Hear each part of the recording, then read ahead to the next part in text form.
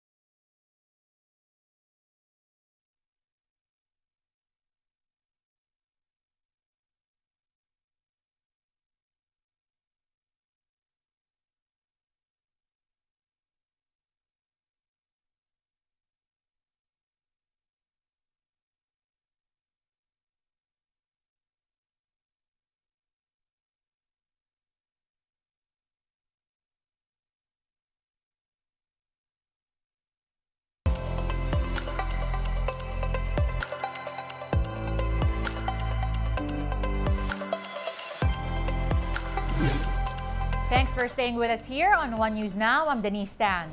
The PBA's winningest coach will call the shots for the national team in the coming Asian Games later this month. Tim Cohn will be joined by Richard Del Rosario, L.A. Tenorio, Jongwei Chico, and Josh Reyes on the bench. Gilas will begin team practices on Monday, although the final 12-man roster is still being ironed out at the moment. Cohn says there won't be a pool, only a 12-man team. Justin Brownlee is expected to be there along with Ginebra teammates Japeth Aguilar and Scotty Thompson.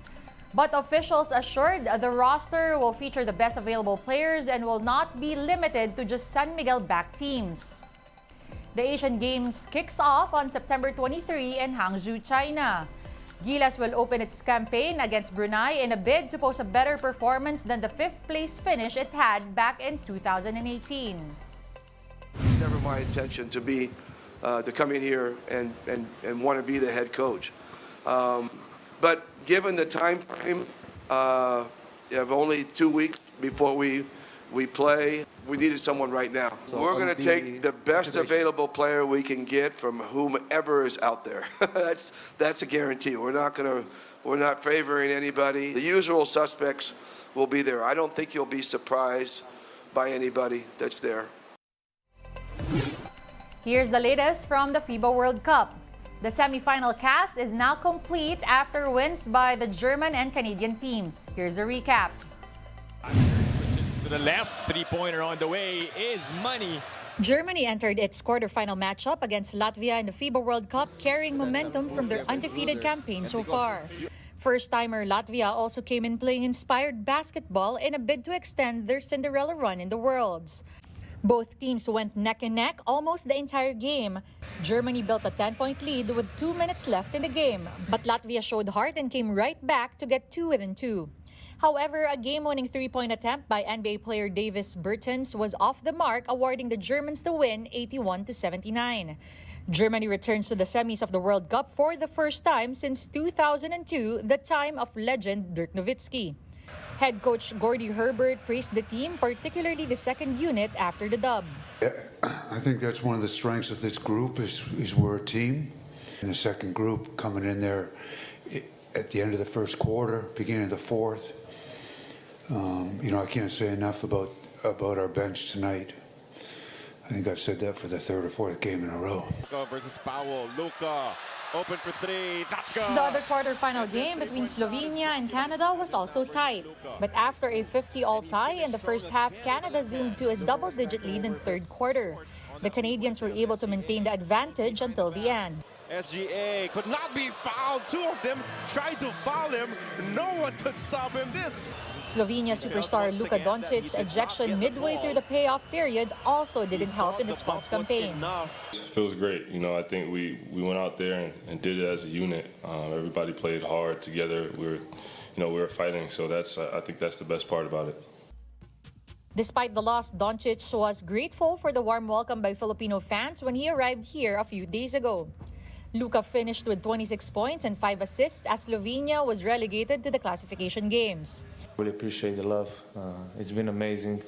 So many fans, they support me. So hopefully we can get them the win. And, it's been really, really amazing. So I really appreciate the love.